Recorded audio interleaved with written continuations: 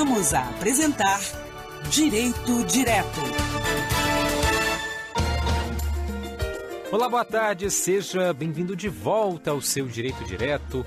Nesta terça-feira, 2 de maio de 2017, hoje a gente repercute a decisão do Tribunal Regional do Trabalho da 4ª Região, com sede na capital gaúcha, Porto Alegre, que condenou a Arquidiocese de Porto Alegre a pagar R$3.000 de indenização por danos morais a um ex-funcionário evangélico que era obrigado a assistir a missas católicas. O trabalhador foi contratado como auxiliar de serviços gerais e exercia as atividades na marcenaria da Associação de Assistência Social da Arquidiocese de Porto Alegre. Segundo o empregado, mesmo após informar ser evangélico, ele era convocado a se deslocar até a sede da Arquidiocese para assistir às celebrações religiosas em datas comemorativas da liturgia católica. E ainda sobre o tema, eu vou conversar agora com o advogado Bernardo Pablo Sukienick. Ele é especialista em direito internacional e presidente do Observatório da Liberdade Religiosa. Doutor Bernardo, seja bem-vindo, uma boa tarde para o senhor. Muito obrigado. Boa tarde, Ricardo. Boa tarde aos ouvintes. Doutor Bernardo, na sua avaliação, mais um episódio de intolerância religiosa? Nós temos aí um caso de intolerância religiosa, sim, lamentavelmente. Nas questões que dizem respeito às relações de trabalho, o princípio que rege é a não discriminação. Contudo, quando nós temos que analisar um caso desses, no qual o contratante é uma instituição religiosa, nós temos que ver a função que será exercida por aquela pessoa.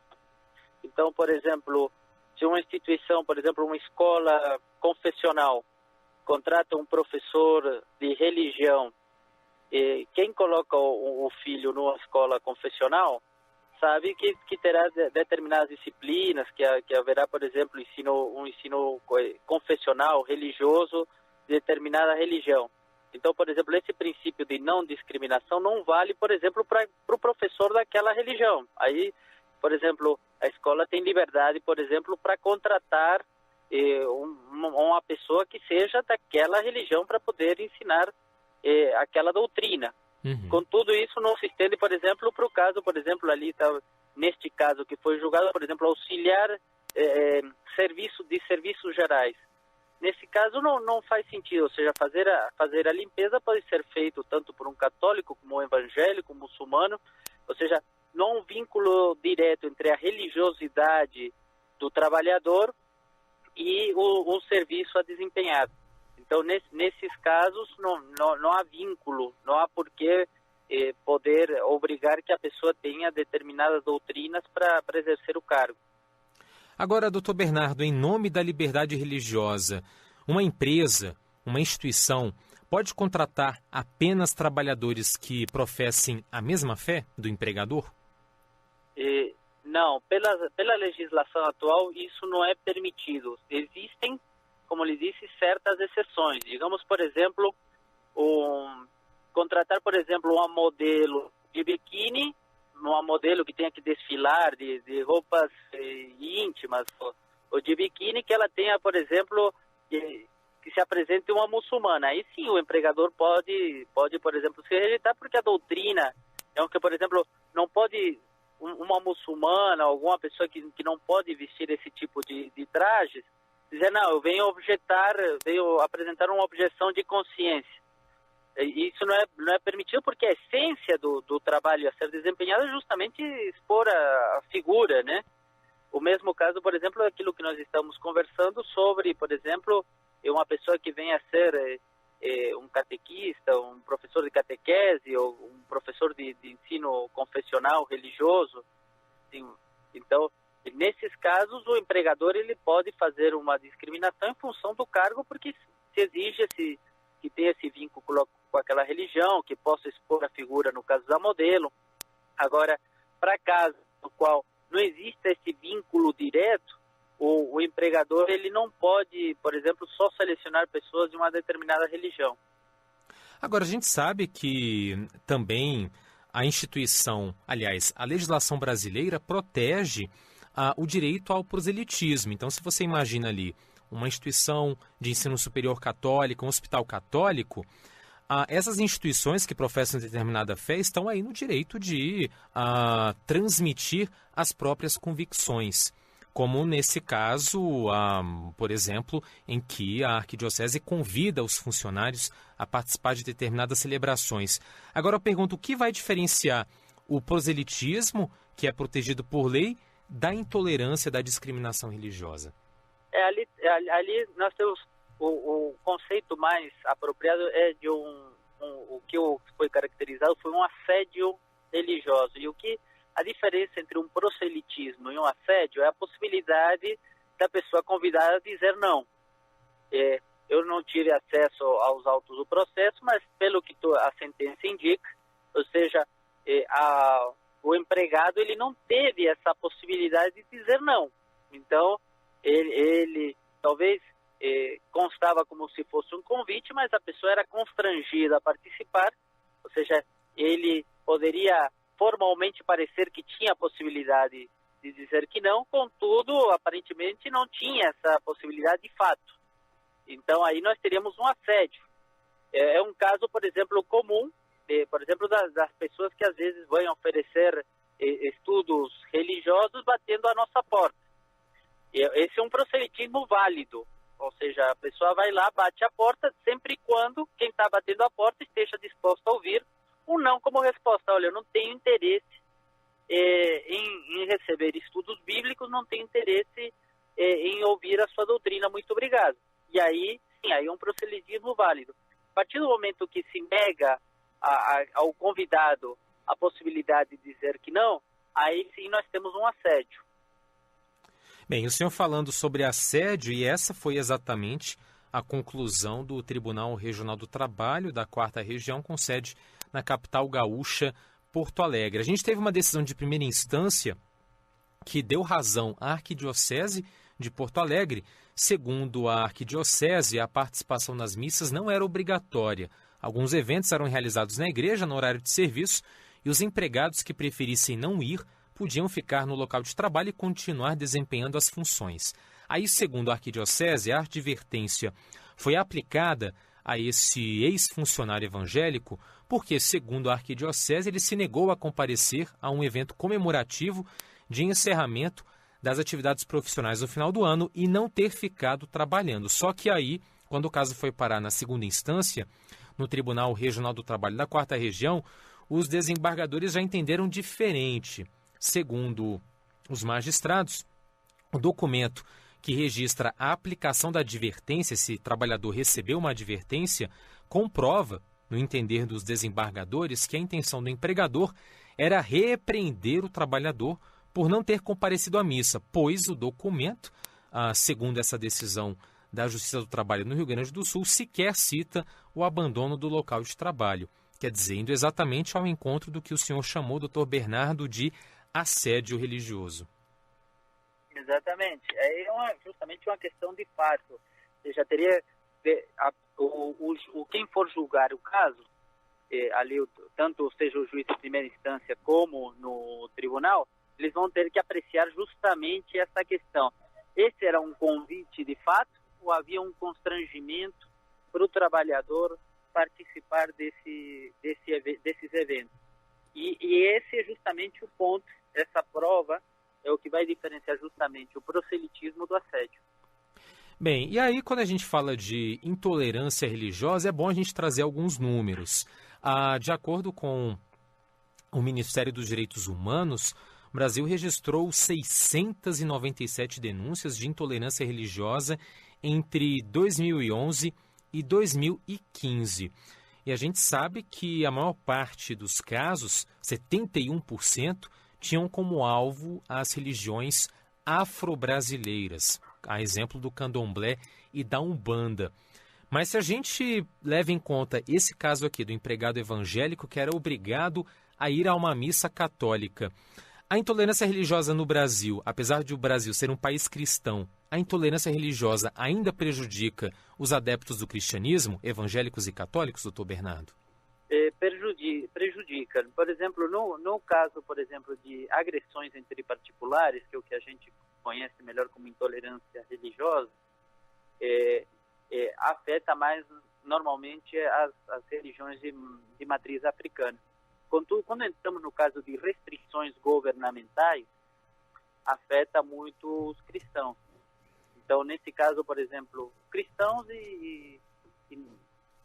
a maioria seria cristão, mas, por exemplo, também judeus, principalmente os guardadores do sábado.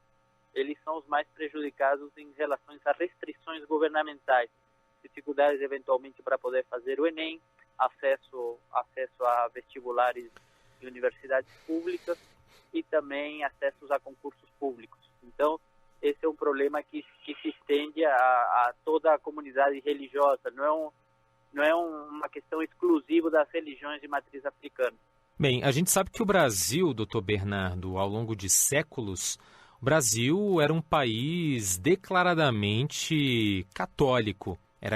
Foi a religião oficial aqui durante anos, durante a coroa portuguesa, durante os tempos de colonização portuguesa. No Brasil Império também, a religião oficial era o catolicismo. E eu pergunto se aqui no Brasil a gente teve registro de perseguição religiosa de católicos contra evangélicos, contra protestantes, na nossa história. Historicamente, sim. Nós sabemos que o Brasil Império o Brasil Império era um país confessional, ou seja, ele adotava a religião católica apostólica romana, era certamente tolerado as religiões protestantes, mas não poderiam ter igrejas, elas teriam que ser um culto privado dentro das residências. Então, foi uma luta para que as religiões protestantes pudessem se estabelecer e tal. Isso só ocorreu a partir da República, e mesmo assim se conhece de relatos, por exemplo, de protestantes que iam tentar evangelizar, fazer proselitismo e eram agredidos por católicos. Isso é uma situação que às vezes no interior acontece até hoje. Bem, e hoje, quer dizer, quando o protestantismo chegou aqui ao Brasil, no século XIX, no tempo do Brasil Império, havia episódios como esse que o senhor acabou de relatar, católicos perseguindo protestantes. Esse tipo de situação ainda ocorre hoje? Ocorre. Em menor quantidade. Nós vimos que, por exemplo, pelo menos os que mais registram ocorrências são as religiões de matriz africana. Seriam, em princípio, principais alvos, porque aí se somariam tanto católicos como evangélicos para perseguir as religiões de matriz africana. Aqui no Brasil, nós temos uma peculiaridade em relação a outras religiões, a outros países, na verdade. Aqui ocorre a diferença de outros países. Por exemplo, em outros países, normalmente a religião majoritária persegue todo o resto. Aqui no Brasil nós vemos uma religião majoritária que bate e apanha. E nós vemos religiões minoritárias que batem e apanham também. Os evangélicos, eles às vezes são agentes ativos da intolerância religiosa, e eles também são agentes passivos, eles sofrem intolerância religiosa. Isso acontece também com católicos, isso tem se tornado comum na modalidade de atacar imagens de santos e tudo mais. Eu até ia perguntar ao senhor sobre isso, quer dizer, os católicos também apanham, e o senhor falou de ataque a imagens, e teve aquele episódio emblemático em que um pastor evangélico chutou a imagem de uma santa. Justamente. Na televisão. Então, nós temos aqui uma situação muito peculiar. Assim, quando, por exemplo, tem às vezes imagens de padroeiros de cidades e tudo mais, várias vezes já tivemos relatos há pouco tempo, há 2 anos, e que foram atacadas essas imagens. Então, aqui nós temos essa característica que normalmente não se vê no resto do mundo, é que, na verdade, todos são, às vezes, em determinados momentos, sujeitos ativos, são quem praticam a intolerância, e em outros momentos são as vítimas. Bem, com tanta tensão no ar, dá para falar que em algum momento o país vai chegar a um cenário de guerra religiosa? Isso é certamente imprevisível. O que nós tínhamos, essa noção de que o Brasil era um país amplamente tolerante, era facilitado porque era um país, mais de 90% da população católica, e era simples não haver conflitos religiosos. Agora, ou que eles sejam em menor escala, né? Agora, com a ampliação de praticantes de diversas religiões, é que nós vamos descobrir se de fato o Brasil é tolerante, intolerante, em que grau. E nós temos que trabalhar em cima disso, desses fatores, reduzir, aumentar o respeito, aumentar a tolerância e também melhorar a laicidade do Estado brasileiro para que esses casos fiquem restritos e cada vez nós possamos diminuir esses números. Bem, e uma última questão aqui, o senhor falando sobre o crescimento do número de adeptos, de fiéis de outras tradições religiosas aqui no país e um encolhimento do número de crentes das tradições cristãs, da Igreja Católica, das diferentes igrejas evangélicas. E a gente vive hoje uma crise migratória no mundo todo e tivemos, no mês passado, a aprovação da nova lei de imigração. Já foi aprovada pelo Senado Federal e já encaminhada para a sanção da Presidência da República. E, em resumo, é uma lei que aumenta os direitos dos imigrantes aqui no país e facilita a entrada dessas pessoas. Com a entrada de imigrantes, também a gente pode esperar uma entrada de tradições religiosas? Sim, sem dúvida. Ou seja, o Brasil, historicamente, é um país que acolhe muito a imigração e não faria sentido o Brasil fazer qualquer tipo de discriminação em relação a quem nós possamos receber. Quando os nossos pais, os nossos avós vieram, não foi selecionado, olha, o senhor por vir de tal país poderia vir, o senhor por vir de tal país não. O Brasil acolheu a todos e por isso nós estamos todos aqui e se desenvolveu esse país que é o Brasil com as suas características positivas e negativas. Então, não faria sentido neste momento que o Brasil pudesse fazer qualquer tipo de restrição a quem pudesse vir. É um país de portas abertas, aqui há espaço para que todos possam se desenvolver, trabalhar e possam crescer como fizeram os nossos avós. Dr. Bernardo Pablo Suchiene, que é advogado especialista em Direito Internacional e presidente do Observatório da Liberdade Religiosa. Tempo esgotado, por isso mesmo, mais uma vez agradeço por aceitar o nosso convite. Também desejo ao senhor uma ótima semana. Até a próxima. Até a próxima. Muito obrigado e fico à disposição.